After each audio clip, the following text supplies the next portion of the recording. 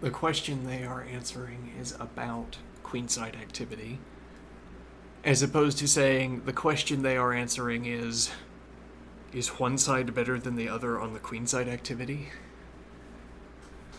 That could be a question. That might be the wording that I choose mechanically verbatim as the question they are answering with their discussion, as opposed to saying, well, then the question they are answering is about queenside activity. And well, when I say I can listen to their conversation and perform a more or less mechanical process to construct my question out of their description. Why? Well, they're talking about pieces on the chessboard, and my description of the chessboard will also be couched in terms of piece descriptions, as an example. This is a useful overlap.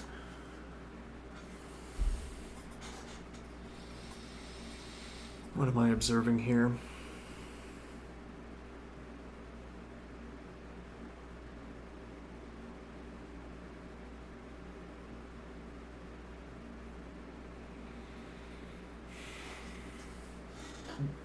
The two players, B and C, are holding a discussion. They are using natural language words. And I'm saying that because those natural language words are the same words that I use in constructing my descriptions, or the same words, the substrate of my descriptions, I use those words when filling out strings and then calling those strings my statements, my questions, the unit of this discussion. I take the words that they use and feed them into a function that reorders them, and that's how I get my question that is being asked, with deletions or additions conditionally.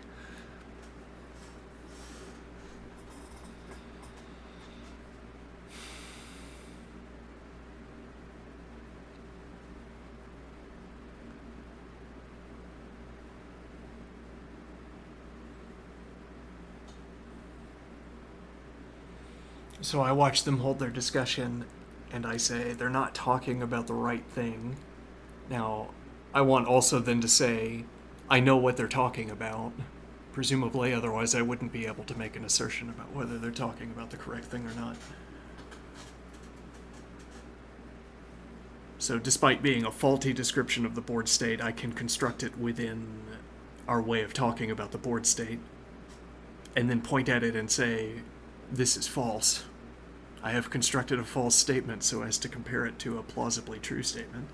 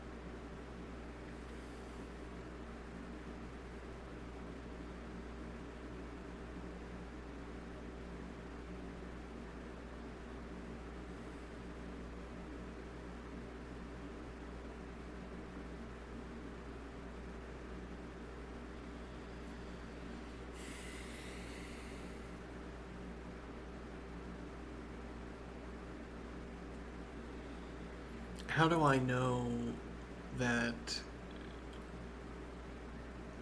how do I know that the players B and C are talking about the wrong characteristic of the position? Talking about the position incorrectly or choosing the wrong question. How do I know they're asking the wrong question? So first I have to know what question they're asking, and then I compare it against the question that I would be asking. And since I am better than they are, in this kind of case, I am more often correct.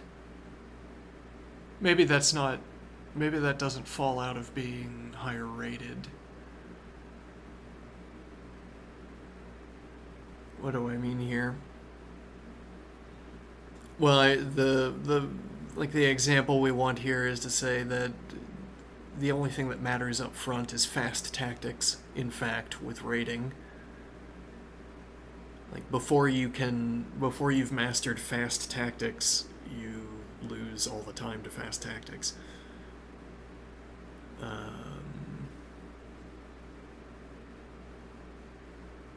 Let me think here.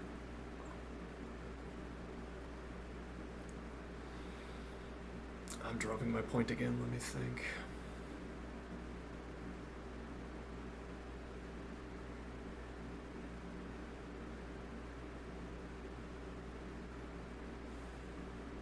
Losing all the time to fast tactics.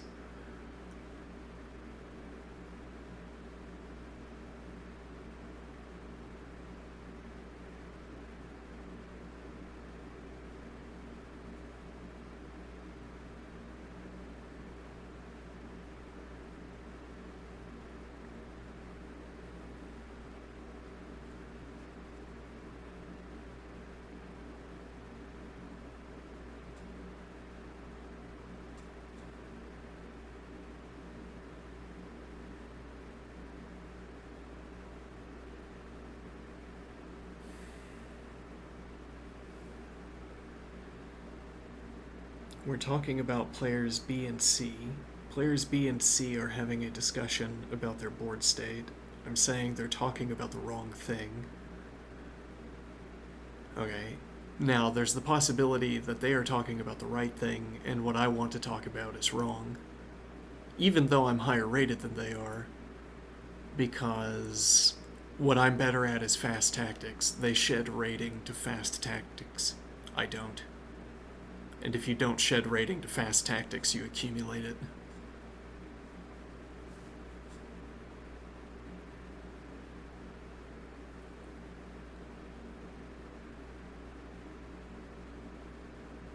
Though they might look at my playstyle and say, if you don't shed rating to positional mistakes, you accumulate it. Now, but this isn't what I was initially imagining. Initially, I was imagining that I recognize, or I also evaluate the position positionally as opposed to tactically. Okay, and I am better than they are at positional chess. And now I guess that, by enumeration here, then that's what we mean when we talk about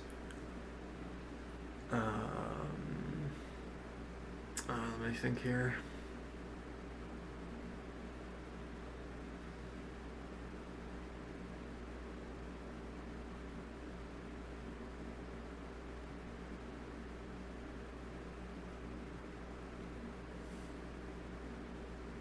Asking the wrong question. I know the better question to ask, the better positional question to be answering than players B and C do. Well, we thought we had this kind of logical characterization that we could apply. Let me think.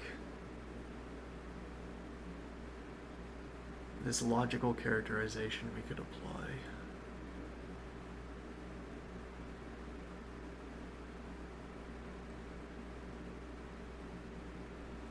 That we had this generalization that better players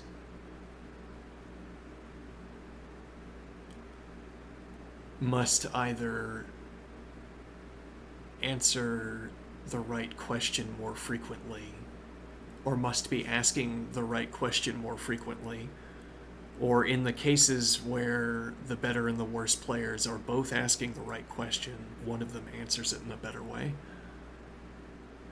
As if this wholly encapsulated the ways that play could deviate between two players.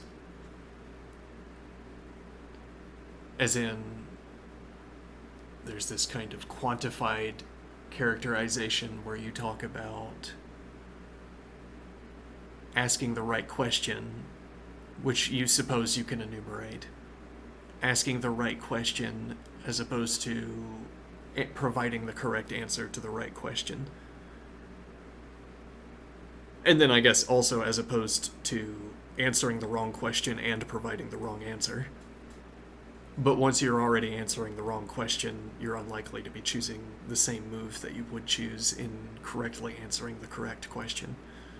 So you don't sort of receive a double penalty. Either move is going to be wrong, either the move that answers the wrong question will be wrong, or...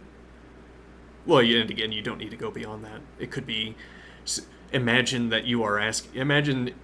Contrary to fact, imagine you had been asking the right question, nevertheless your move would not be the correct answer to that question. It would be this extra enumerable case. But if you're already answering the wrong question, you don't need the follow-up of saying that you're providing the wrong answer, because by default, most of the time you'll be providing the wrong answer.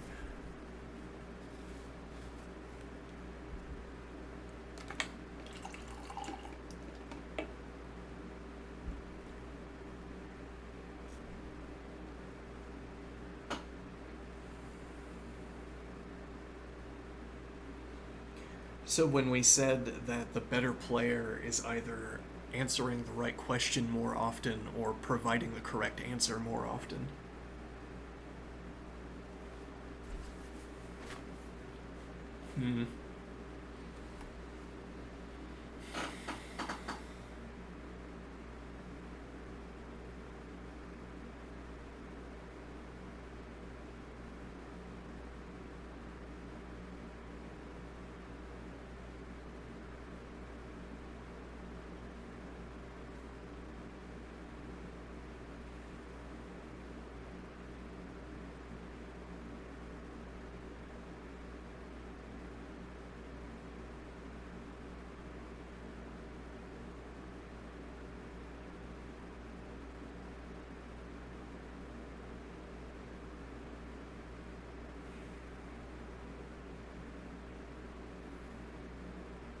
the point of this enumeration is more to establish what I mean when I say that I am answering the correct question, whereas players B and C are answering the incorrect question.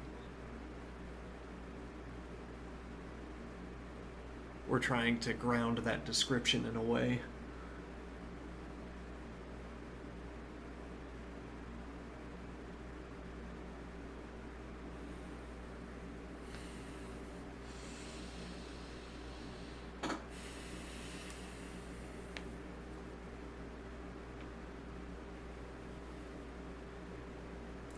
Now, as a social event, as a historical event, me and the chess club watching players B and C and thinking that they're talking about the wrong thing, there will be historical particulars that, as it were, that tell me what kind of person I am for being so judgmental. Oh, and I am judgmental. No, you didn't study hard enough. You're speaking nonsense. Your moves are bad. Okay, and now I have an enthusiast machine. Okay, and I analyze with it. Okay, and I maintain what kind of scaffolding I can in my head that allows me to be correct more often than not about the engine line. I have, as it were, tuned my sense of chess to the output of the engine.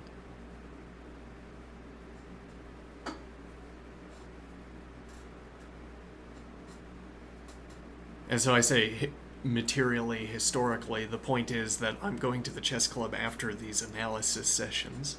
I spend my hours looking through lines and checking whether I am correct. I mean, checking whether my line matches up to the engine. And I develop a sense of the board that makes me more often than not to select the top engine line as opposed to a different one. Fancifully. But this means that I have a mode of storytelling that I adhere to. I tell a story as I'm playing through the game, and when I hear myself tell the story, then that's what's in my head when I figure out what the engine would tell me to do. I tell myself a story about the position, the one I've trained myself to tell and which delivers better than even results with regards to the engine output.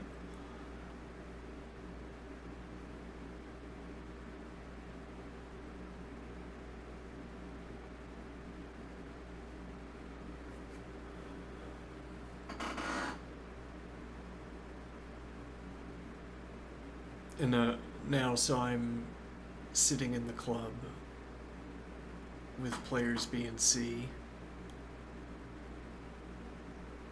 What do I take myself? What relation do I take myself to have?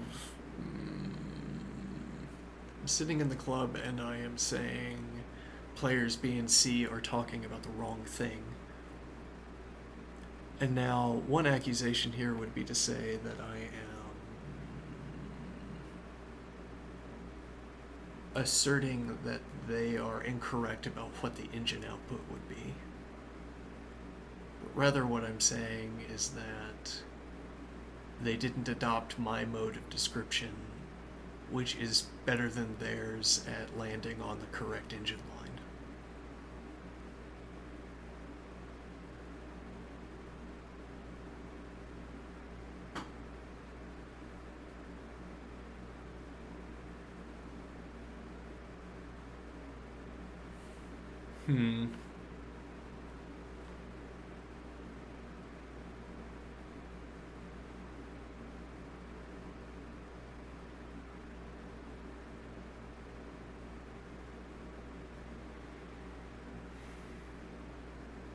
I'm dropping some point here. I wanted to lean into that sort of personal material observation about but I don't know. But someone's relation to a board state when mediated by an engine, when mediated by a practice of study that incorporates engine use, then what is it like to be in the club looking over the shoulder of a fellow player? What is the status of the claim that the other players are wrong? As if my claim has this objectivity, because somehow it's grammatically entangled with engine lines which have the objectivity we've outlined.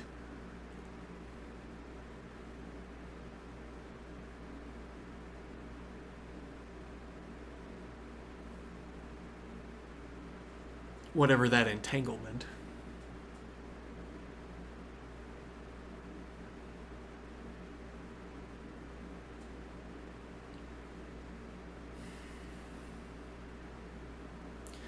That somehow, when I talk about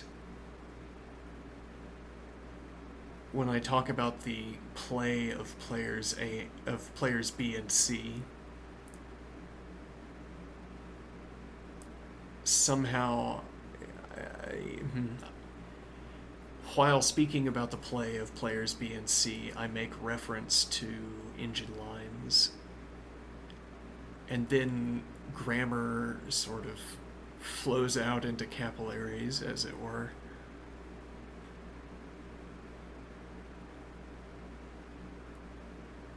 Let me think here.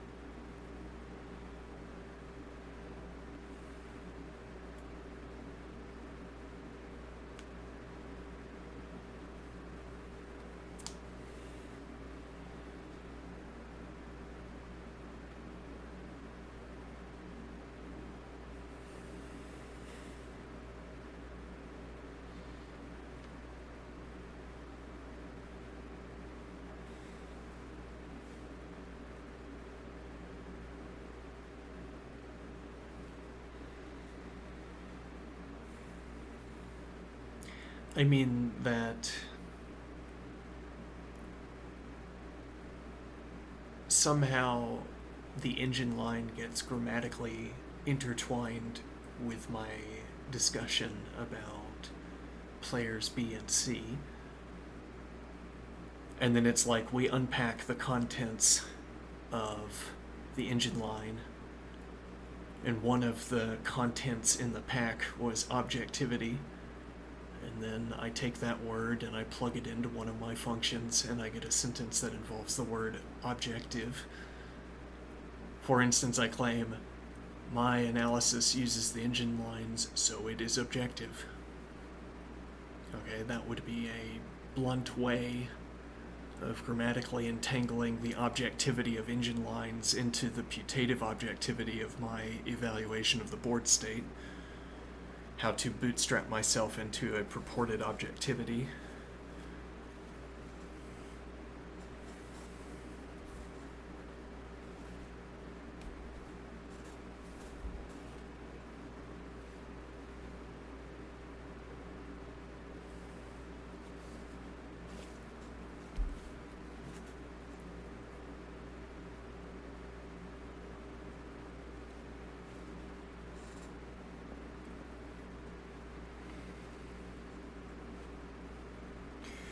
Whereas, more subtly, if I started talking about an engine line, I don't say, I reference an engine line, therefore my play is objective. I say, there is a practice that incorporates engine line outputs. The engine line outputs are a consistent resource that we can incorporate into play or incorporate into practice. If nothing else, I can check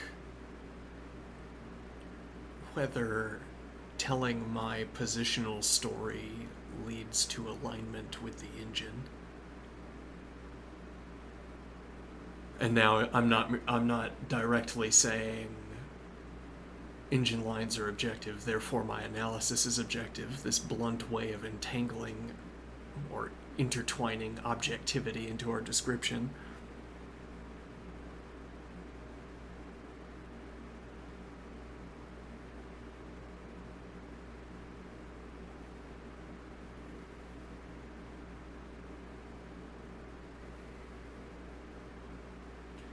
Instead, the more subtle and roundabout way of saying that whatever else the engine is, it is an independent signpost that we can reference. That is, this signpost is certifiably relevant to analysis, as it were.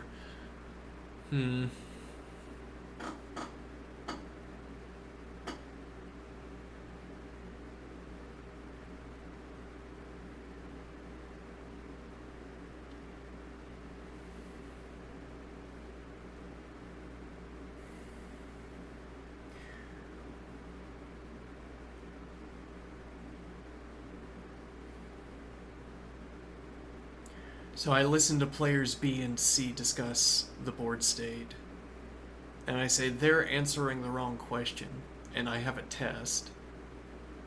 I know the answer to their question. I have seen it faster than they have seen it, because I am better than they are. Faster, anyway. I see the answer to their question. I can check later whether they in fact converged onto that answer. It will be a move. It will be a line, as it turns out, a forcing line. They'll see it at some point. Okay, so I know what answer they are providing. I know what question they're asking. I can understand it off of what they're talking about. And I know what answer they're going to arrive at, because I can also read that out of the position. Much like they are going ultimately to have done reading the line out of the position.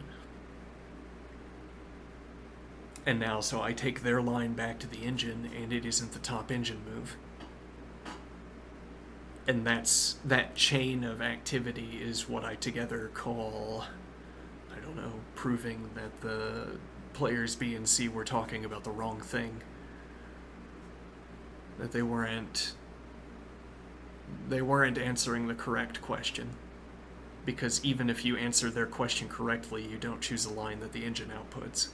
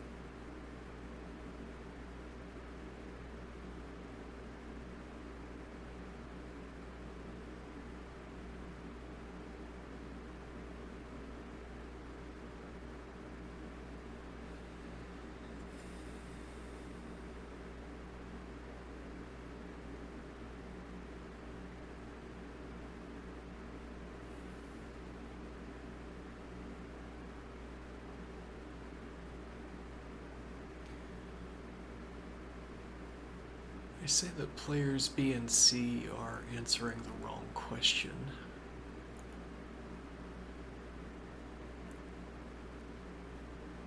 Are players B and C a hash table? I mean, where the key is their discussion and the associated value is the question they're asking.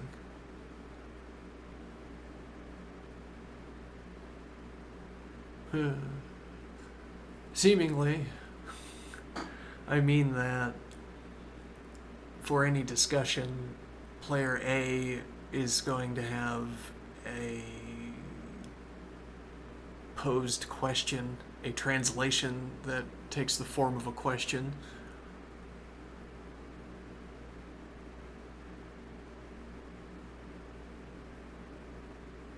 And though I suppose that numerous variations on a discussion can point at the same line, in the most trivial case, players B and C could they change what words they use, but they don't change the content of their discussion, whatever content means here. They change some words, but they don't change the content, and they end up converging on the same line between these two instances of discussion. Then they have chosen the same line, but they have arrived at the end state through different discussion. And that seems easy to imagine because the combinatorial expansion of natural language discussions about a board state so far exceeds the 1 or 2 move configurations, or 3 or 4. I mean, particularly when we prune based on moves that are good as opposed to bad, or obviously bad. What do I mean here?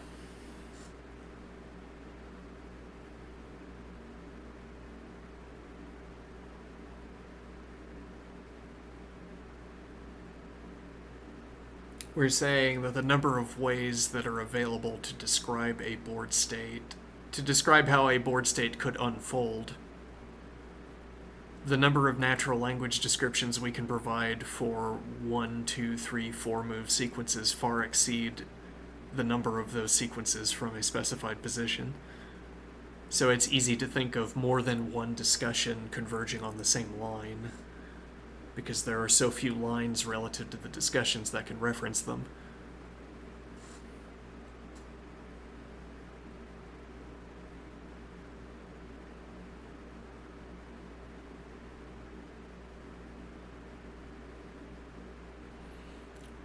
Now, though, in our discussion, this took the form of, colloquially, B and C said the same thing, but they merely changed one or two words that meant the same thing, or that, when incorporated into the sentence, nevertheless meant the same thing, whatever meant means.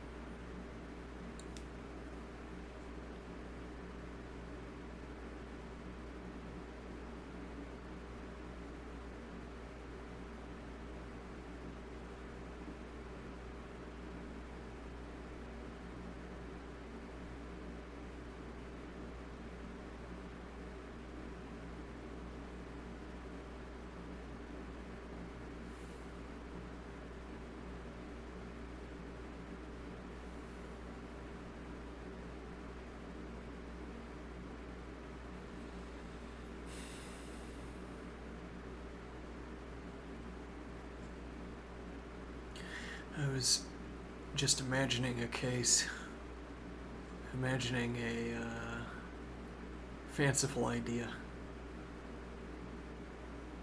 We have a curve, a function. It has peaks and troughs. The local state of the function, one of its inputs is a global value. So I could take this global value,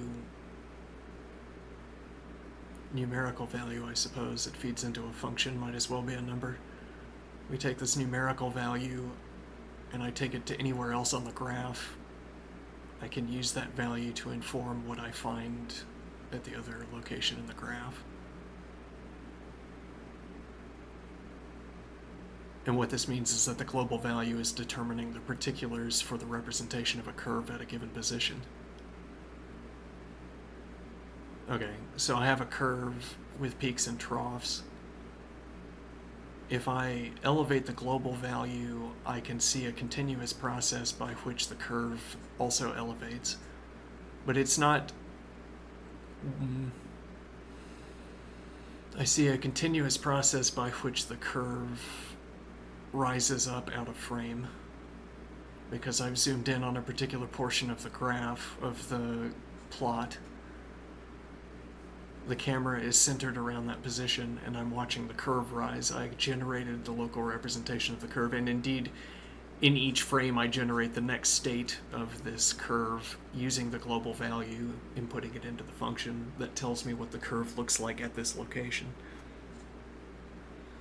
So there are peaks and troughs in the curve, and I modulate the global value until I smooth it out into a line. What were the peaks at the lower value become the troughs at the higher value, and I modulate back and forth.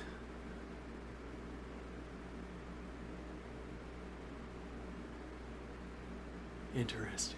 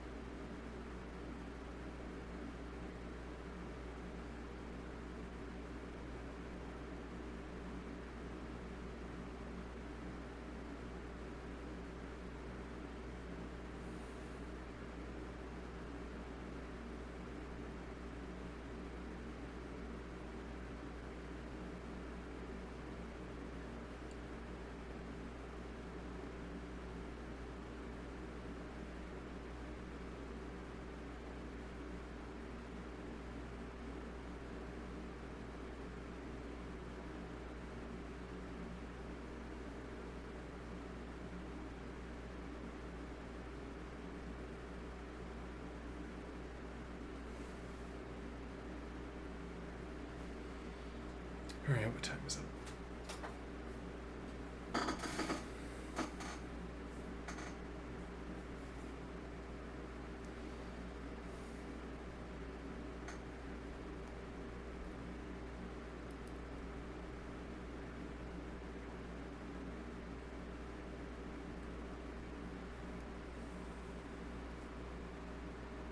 A Folly of Two. Yes, well, they go on talking about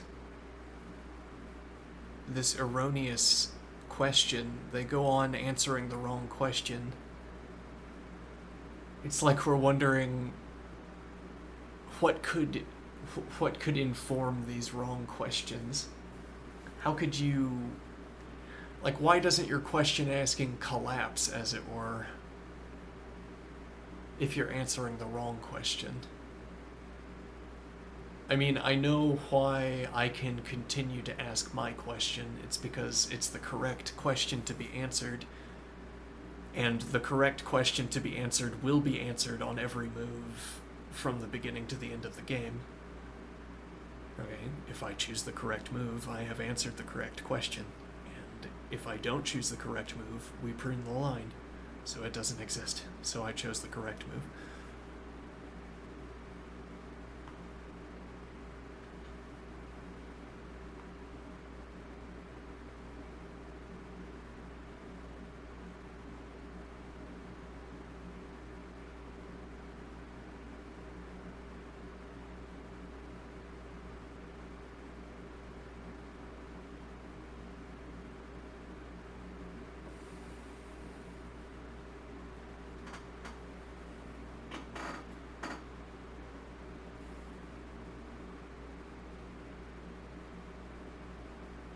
Whereas they're talking about the wrong thing.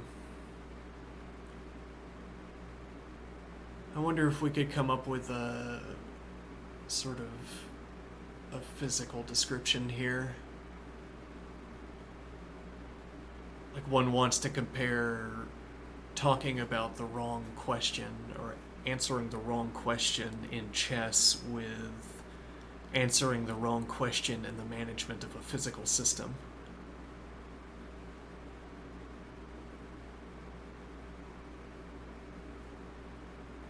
In the management of a physical system, you'd have some device that serves as a combination of the generator of effects and an oracle for the status of those effects. Oracle delivering you Boolean values.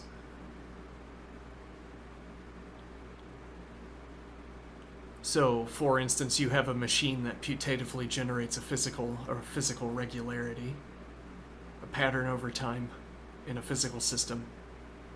Okay? Presumably it does this by answering the right questions about how to maintain a physical state, how to maintain a physical system within which these states are constitutive.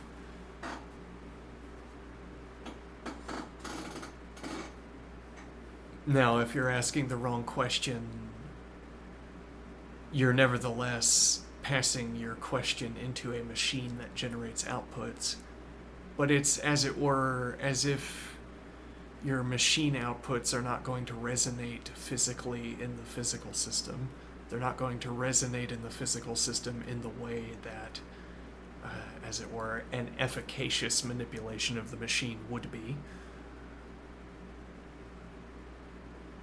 An efficacious machine, efficaciously manipulated, could maintain a physical regularity. And then there would be a mapping we could undertake between the machine, its manipulation, and the physical regularity that is being maintained by its activation.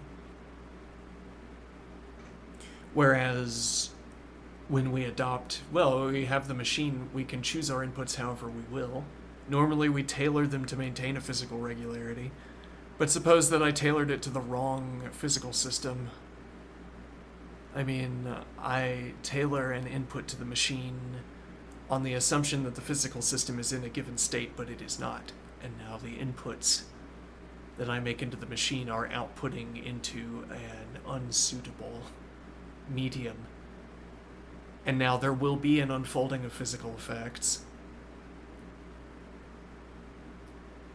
from the machinery into the physical system, but they're not going to line up in the mappable way that we talked about before, or the mapping is going to work differently, I suppose, where you can map the input to the machine to the physical regularity, if by no other means than by tapping it out like a Morse code signal.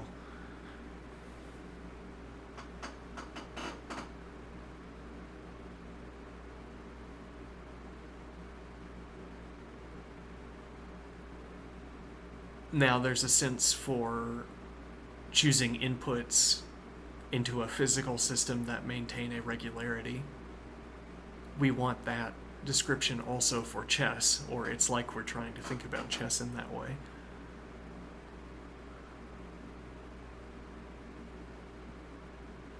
Choosing one's inputs so that they are suited to the position.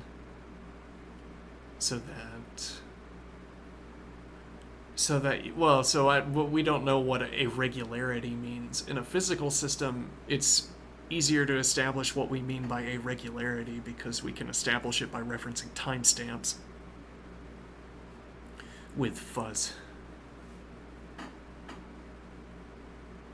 Fuzziness. I mean, timestamps, what am I saying? Let me think here. Why do I keep dropping my ideas? Let's see.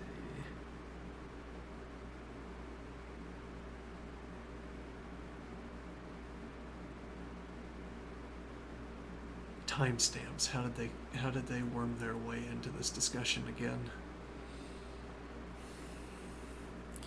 Right. The idea, a regularity in a physical system, there's an easy sense to that because we can map a timeline and tap the physical regularity. I mean, we can, as it were, we can bounce physical regularities so that striking the ground lines up with a timestamp, as it were. And this could literally mean, like in a literal mapping, that would mean we could make a ball bounce timestamp when it hits the ground, and thereby have referenced timestamp values on a timeline, or position values on a timeline. Okay, and now the regularity would be... The regularity, as it were, is what we could divide out of the tapping, the bouncing of the ball, so that they fell on regular intervals. It's like the regularity is what we would have to encode into the scale, in the scaling for the plot, so that the ball bounces occur at regular gaps between each other. You can do that with physical regularities. Or, for that matter, you maintain a pendulum, and now the physical system maintains this evenly spaced regularity given your baseline way of accounting for time, or of appending timestamps to timelines, selecting positions on a timeline with timestamps. The pendulum redelivers the state of the physical regularity. It delivers the next referenceable frame that must arrive before the physical regularity continues to be instantiated, which is only to say, puts the pendulum into its final state where I'm looking, and then it falls away, and then it comes back later, and then it falls away. Okay, a physical regularity that we maintain in a system by choosing our inputs carefully. And that's what we want to be talking about in chess as well. Not a physical regularity, but a rule cascade regularity.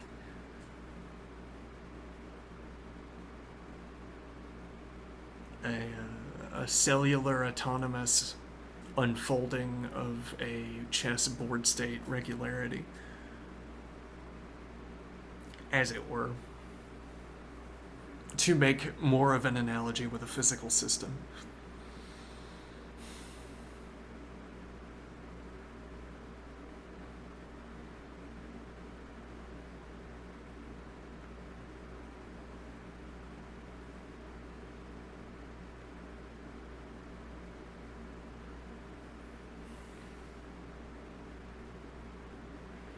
Okay, and that's because, what we're saying is that there's an easy sense according to which there's an easy sense for the term regularity. There's an easy unit that we could be talking about when we talk about a regularity in a physical system, but it's not so obvious what we could be talking about in a chess system. What is a regularity in chess? And when I say asking the right questions, choosing the right inputs to a system to maintain a physical regularity, talking about the right things. Yes, well, before you designed your inputs to the machine, you'd have a semantic discussion that you converted into syntax, as it were, to specify inputs into the machine to see what the effects were generated.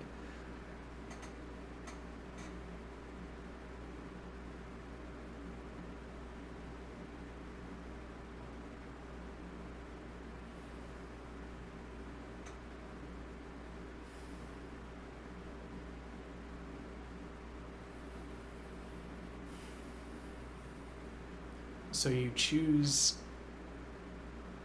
you have a discussion about a machine, you use that discussion to inform your inputs into the machine, and you can continue doing this critically. You can continue doing it. Whereas if you had the wrong physical description, you could not continue doing this. You could not continue to tap out the physical regularity. Or there's, as it were, you could take the difficulty or the degree of control you require to an extreme in order to prove that a way of tapping out a physical regularity asks the wrong question. Now you can't deliver the pendulum-like positioning in time of the physical event.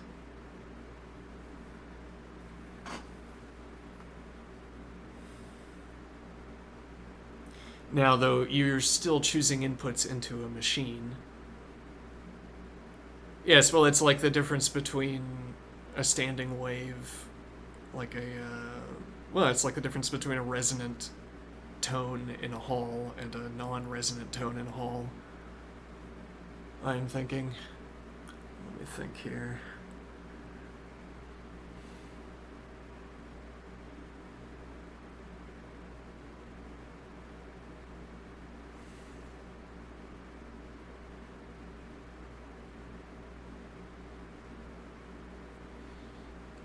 You're still filling a physical system with inputs.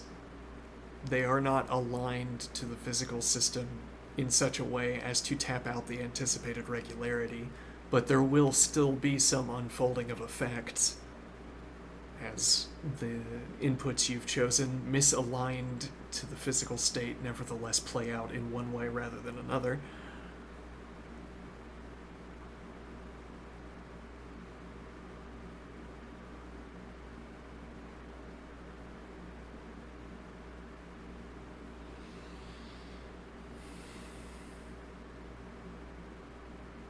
Similarly, in chess, if you talk about the right thing, well, if you, in the ideal case, talking about the right thing, both players would talk about the right thing, and so both players would always agree about what I play on my turn and what you play on your turn. So, as it were, if you were talking about the right thing, I would make a move, and then I'd say, now the opponent does this, and then the opponent does it, and the opponent says, now the opponent does this, and then I do it, and then I say the opponent does this, and the opponent does it, and so on.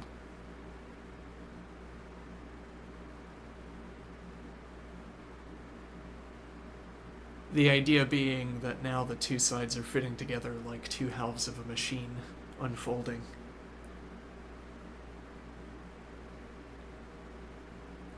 Two halves of a machine working through its operations. And as it were, you know you're asking the right question because you're always correct about which move is upcoming. Now, so the two players, when they find themselves in such a state where they're playing through the unfolding, the state sequential operation of machinery,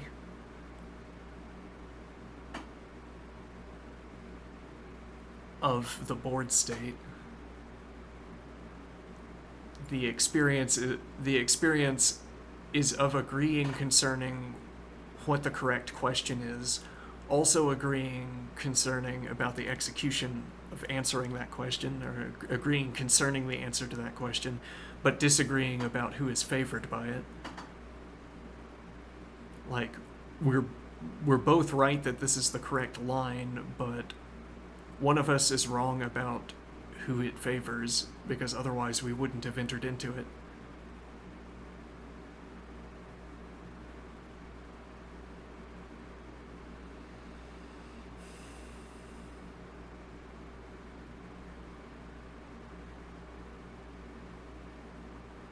And now we're maintaining a regularity. And this is we can juxtapose this with the case where we ask the wrong question but our opponent asks the right question. I make a move that says, alright, it's time to begin the expansion on the queen side, and then I get mated by force. It turns out that was not the time to initiate activity on the queen side. I was wrong, and the opponent was right.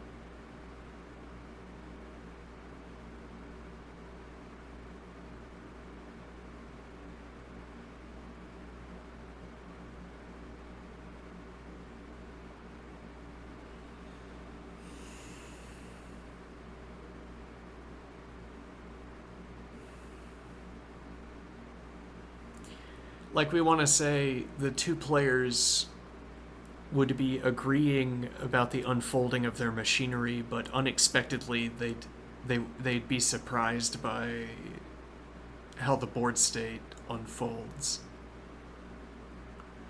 Well, and that's by analogy. If you're trying to input a physical regularity into a machine, but you are so okay. So let's try to get more specific. Your input into this machinery is like the input of a lever, the input of it's a simple machine, and you can input force. All right. So now you believe that the object attached to the lever is of a particular weight, and you are choosing an input of a force value. Okay, now if you are correct about the weight and your math is correct, then I agree that your input will bounce the object along a timeline within a sequence of windows. Whereas if you're wrong, you'll nevertheless continue to choose your input, and we will see something other than that time-stamped bouncing of the object. Now, in this, as it were, two-dimensional example, because why would we have 3 dimensions? We didn't need them for this description. In this two-dimensional example, well, we don't have the finesse to talk about the machinery, the machinery vibrating itself out of alignment or something like this. We can't talk about the lever cracking down the middle or at a particular position on the bar or on the lever, even though in any actual physical system because the physical object, the machinery, is not going to be tuned to your untuned physical regulator. It's tuned to a given weight. It's tuned to the weight that is in fact on the machinery, and not tuned to your incorrect evaluation of what the weight is.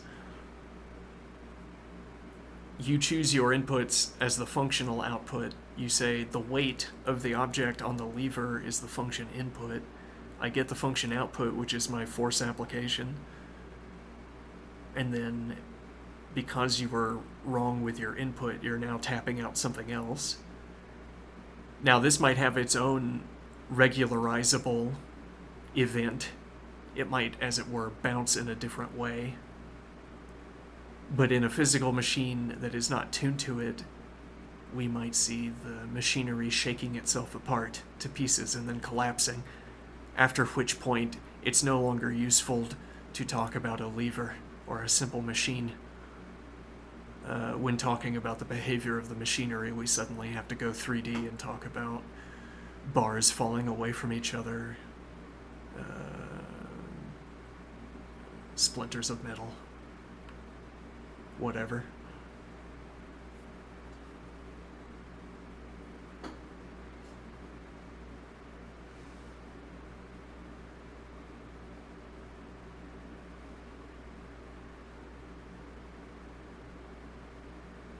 Now, similarly, we want the idea 2 players are in a folie à deux, a folly of 2.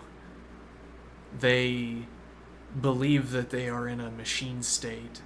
They are witnessing the unfolding, the sequential state obtaining of a chess machine. Okay.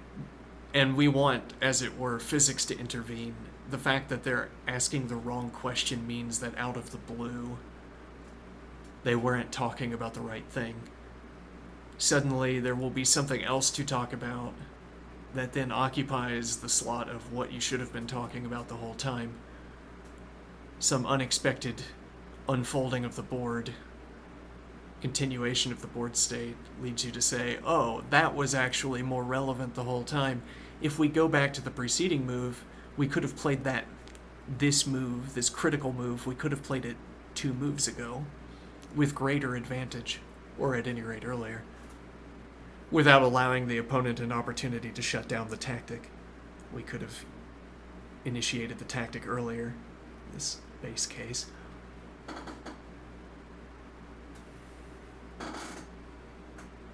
So we, again, we want to see the machine shake itself apart because the inputs are untuned. And relatedly, we want to see the chess machine chase itself apart. Not chase, shake itself apart. We want to see something like physics intervene. Well, in what way like physics?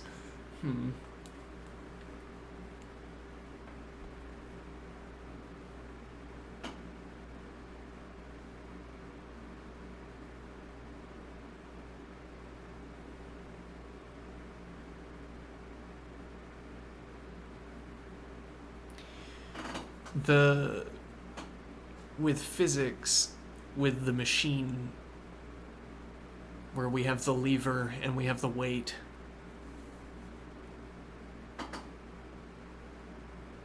the inputs into the machine fits into its physical environment like a hand in a glove.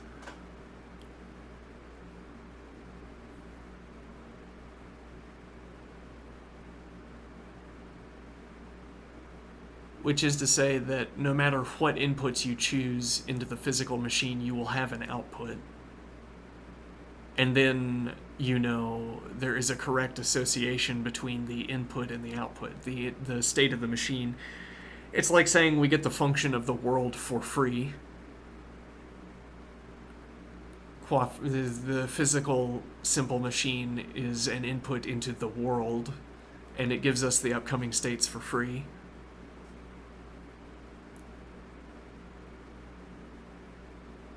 Okay, but then we want something similar when we talk about a physical regularity.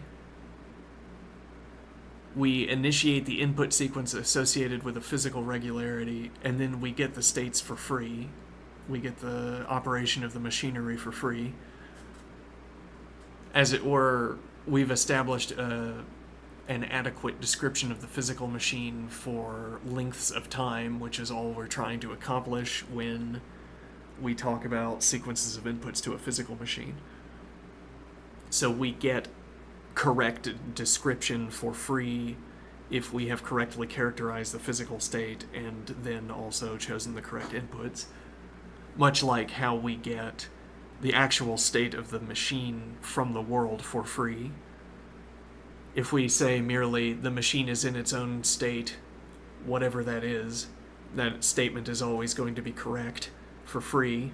The world delivers us the next state of the machine for that statement to be true about. Now, similarly, when I say a physical regularity obtains in the system and is cultivated by the machine and our inputs to it, I get facticity for free. If it turned out that I were not getting facticity for free, the machine would be shaking itself apart, and then we wouldn't have anything to talk about to begin with.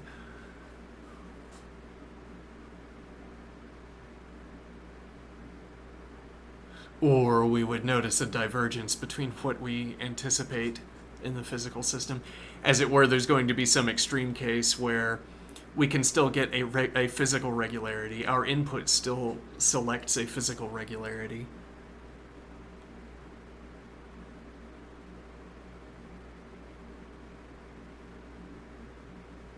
But if we continue, so if we're talking about, for instance, bouncing a ball repeatedly, like we have a magnet, in the ground, and the ball is rubber coated or a thick rubber shell around a ferromagnetic core, right? And now I maintain a consistent bouncing by powering on the magnet to accelerate it faster than gravity while it's on its way down, and then releasing the ball so that it pops back up.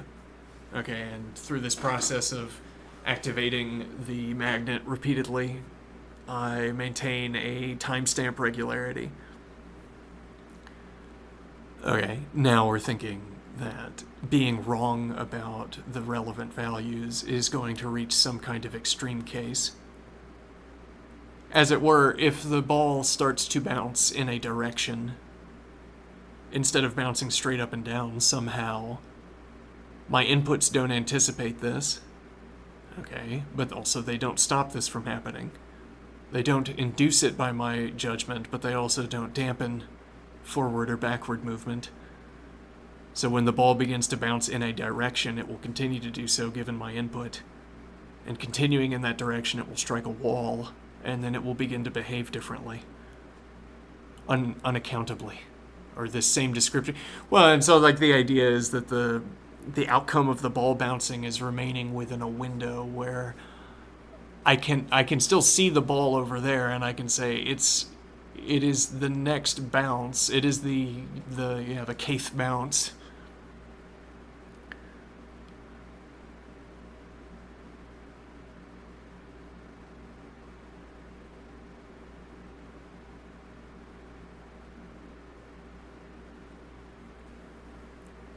Whereas initially saying the kth bounce would tell us nothing, because we supposed that the physical regularity was constant. So if it was the kth bounce or the k plus 1th bounce, we'd have the same positioning of the ball. Whereas now this index value is specifying a distance from the origin, because there's been a constant motion away from the origin. Unless the motion away from the origin was accelerating, in which case, notably, the point at which the ball strikes a wall and begins to behave unaccountably is going to arrive more quickly, I suppose.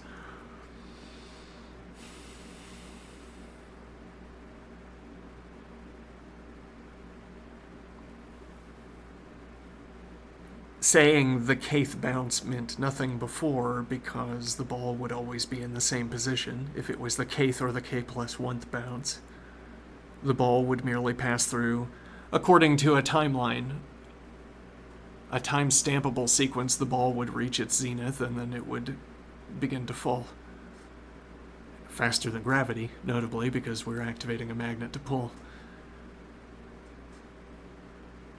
So the index value didn't have any meaning, whereas now the index value has a meaning because it specifies a distance from origin.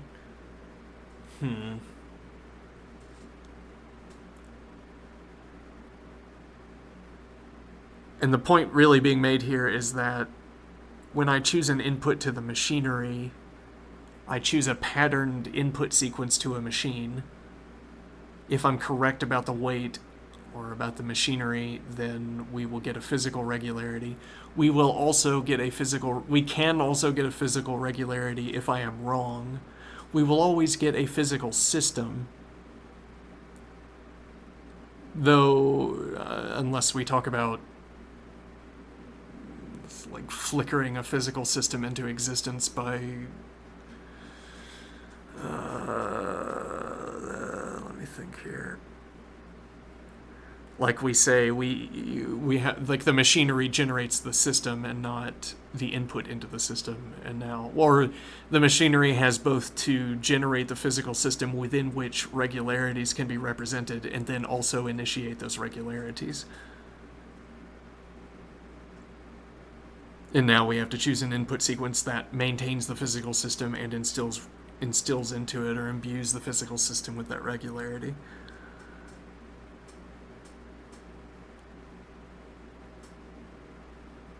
Now, I guess the point here is that the ball is bouncing away from the origin due to my input, and now I can predict its position at least up to the point where it bounces into the wall. I have a tidy function that will tell me the distance from origin up to the point where it strikes the wall, and then I don't know what happens.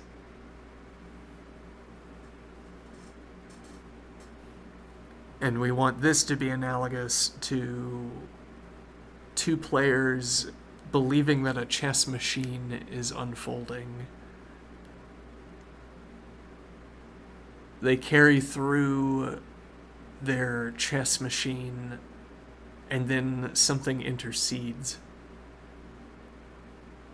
An unforeseen tactic that prevents the continued unfolding of their machinery, so that they were wrong, and if they went back any number of moves, there would have been an alternative move to make that would have provided adequate accounting for the real regularity, the real question, the correct one to be asking.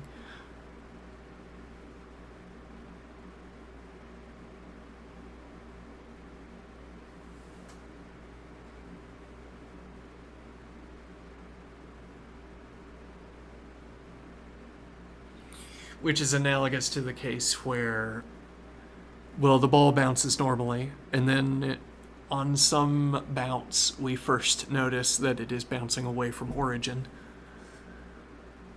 So we want to rewind the video and say what was different about that state so that choosing the same input output a different output, delivered a different output. What made the ball begin to move on that frame, and then we rewind and we find out it didn't begin to move on that frame, it began to move on an earlier frame. So we arrive at the first frame where the ball begins to move forward, and we find out that we stopped asking the correct question in that frame. Something else, some other question became relevant. Some other mathematical construction had to be designed to funnel our inputs into a physical system than the one we selected.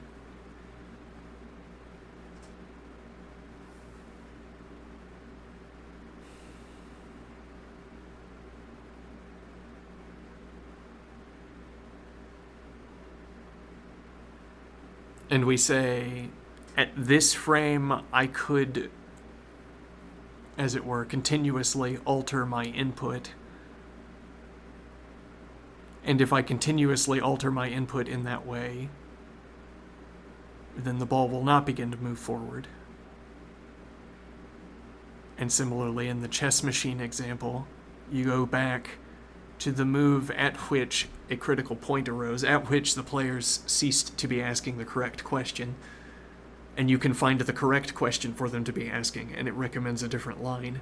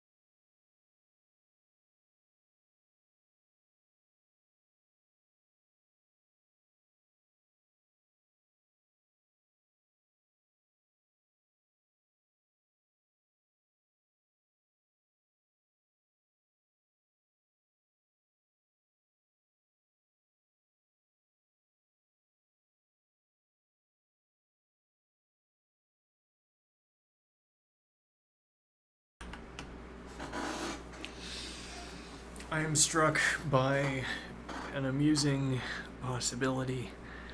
We try to become goal analysts, game of life analysts.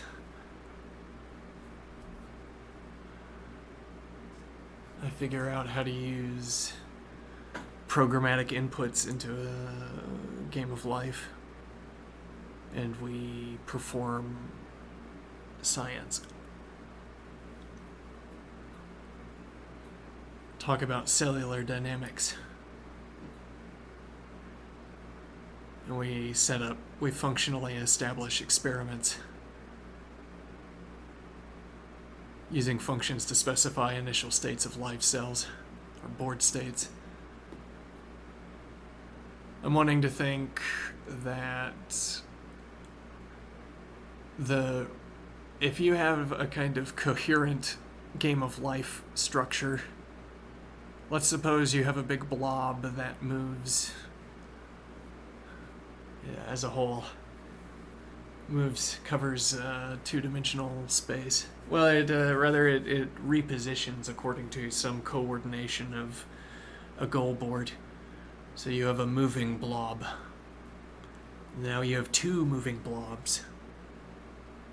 And now, literally, the behavior of these two moving blobs is decided by the roiling surfaces and how they are roiling.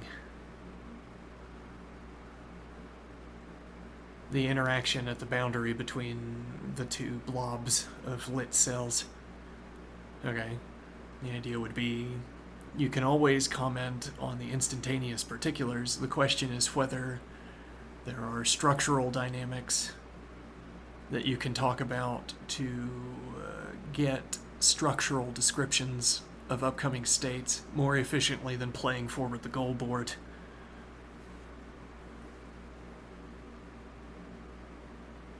Saying that we perform blob collisions like in a particle accelerator. Blob collisions in goal.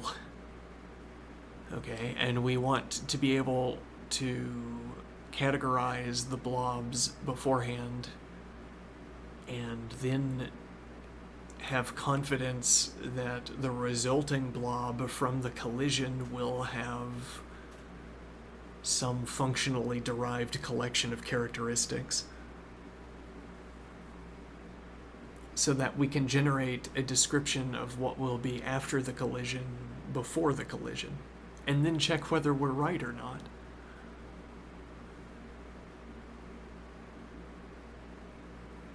So we'll also need ways of reading lit cells, because our categorization scheme for structures in lit cells will reference distributions of lit cells.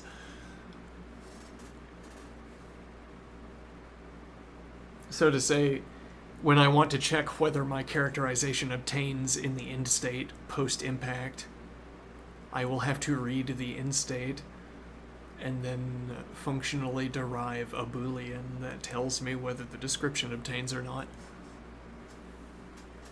If it doesn't, then we would have to tailor our description generators, our description functions, until application of the description function provided the correct description. Returned a true Boolean for the scan, as anticipated.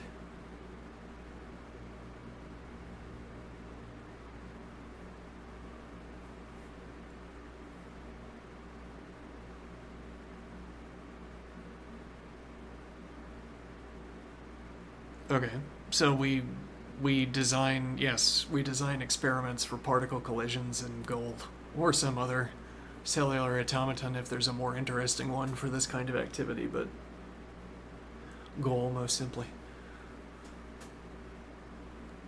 If there was a cellular automaton that had more interesting dynamics, but which could be calculated substantially more cheaply, or had comparably interesting dynamics but could be calculated substantially more cheaply, that we could perform the experiments more cheaply, in which we could go with that routing unless there's something. Well, I mean, there is something particularly interesting about Goal. It's cultural catch it. It's like there's a bounty on attention for thinking about or working on doing the science of Game of Life as opposed to the science of cellular automaton variant, whatever. Similarly, you could imagine us, you could orange out my purple phrase, yes, my special phrase. You could orange out the board states of chess. Okay, and hold on, let me think here. Don't want to drop that point. Let me see.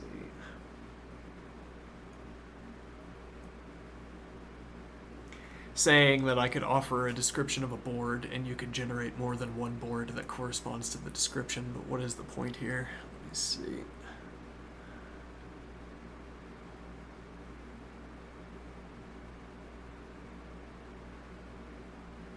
We're saying that the reason you'd want to do exclusively Game of Life as opposed to cellular automaton variant whatever. And then we were saying, right, you could imagine us doing the same kind of analysis that we perform on chess, except that we're looking at fairy pieces. And actually, in a way, that the variant where you shuffle the pieces on the rank is also looking at fairy pieces in a way. They have, well, you want to say they have the same move sets, but they're not equipped. Pieces aren't equipped with the same potential. Constructive potential in the different arrangements. So it's like the pieces are colored differently between the different shufflings of the back rank.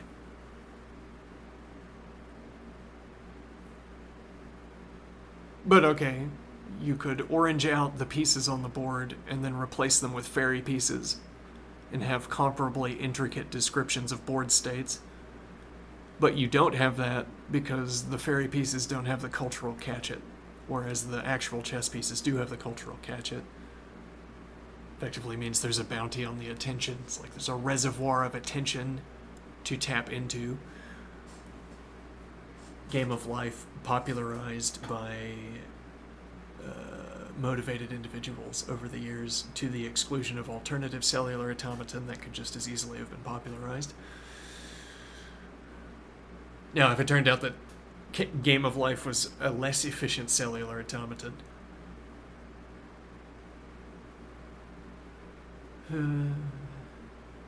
yes, well, it's difficult to justify running energy-intensive particle acceleration work on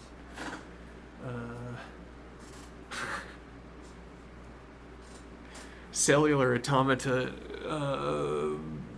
particle acceleration. Difficult to justify. And the justification is performed by reference to Game of Life.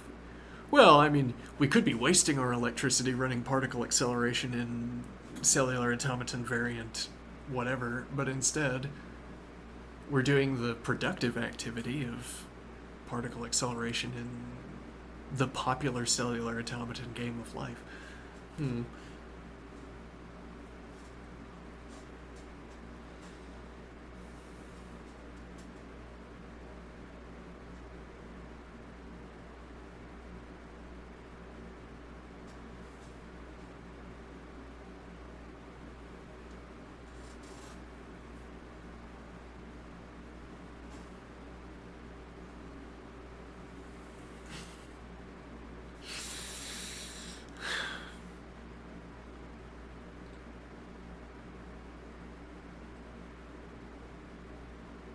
Well, but the answer is always the same, right? I mean, you want to ask, what description obtains of the CA board post-impact? It will be the unfolding of cells. It will be the rule-based unfolding of the cells into the board, which is always the case, from one frame to the next. There's this sort of outlying case where the structure disintegrates completely, or the other outlier case where the structure solidifies into a constant state, and then you can't tell whether the scene is playing forward or not. Or the case where you flip states so you can tell that the states are moving forward, but you don't know whether all dynamism has yet been exhausted, whether the structure has reached a ground state where it will no longer circulate change.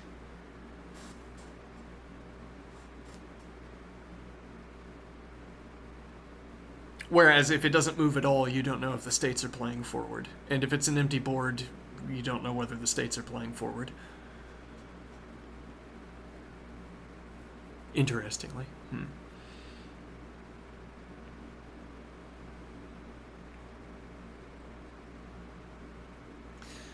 Well, and these are measurable characteristics. Functionally designatable. When I can say, I can point at a cellular automaton structure and say, give me an alert, or pause the calculation when provably no change will arrive at this structure. So change is passing like a wave through the structure, bouncing off the walls, which is, the wall is the boundary of the object in this case. Waves of cellular causality passing through structure, passing through lit cell structures, passing through the blobs, the particles. All right, and then arriving at the boundary, and they're behaving differently from how waves behave in dense material, behaving as waves behave at the boundary instead. The wave passes through the particle some number of times and then either gets caught in a loop or change ceases. And if it gets caught in a loop, I also say change ceases. So now tell me when this peninsula of lit cells no longer receives any activity. And that would be, well, if the activity in the entire structure has ceased because the wave has stopped completely, then provably, I suppose, if we've demonstrated that, then locally there would also be no updates, no changes. Or if we can show that the peninsula is shaped in such a way that whatever upcoming change waves pass back through the structure, they're not going to pass through the choke point, then we know that there's not going to be any activity here. Why do I want this idea?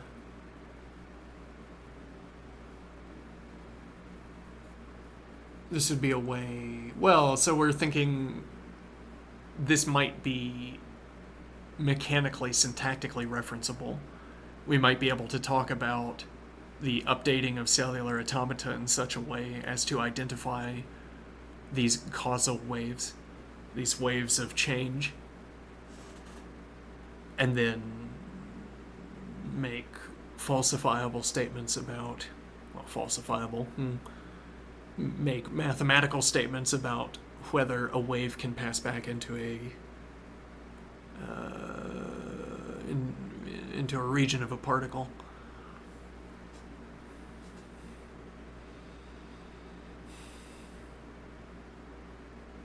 Though that's not what I was thinking about when I was talking about cellular dynamics or structural dynamics, where we're running particle collisions, and what we're interested in is, I suppose, the shape of the residue, perhaps. If we spray the particles in such a way that they stop updating, then we can look at the spray patterns of the particles and decide whether the spray patterns were what we expected to be there, whether they meet whatever categorizations struck us to anticipate, struck us to suppose would apply of the end state.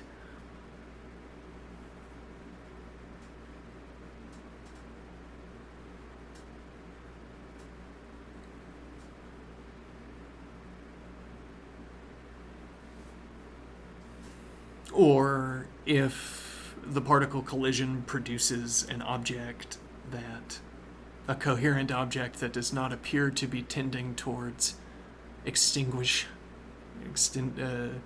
does not appear to be developing towards extinguishment, then we could have characterizations in advance of the way it avoids extinguishment, I suppose. Or just characteristics of how the object updates the sort of emitted particle.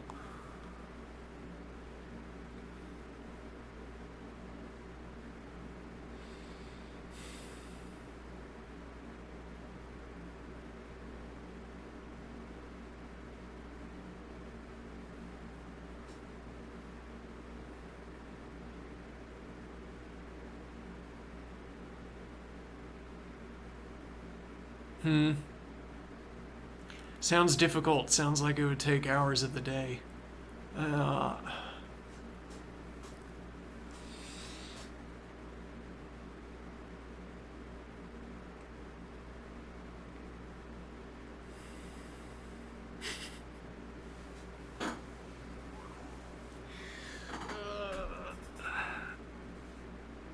I might need a better computer. I don't know.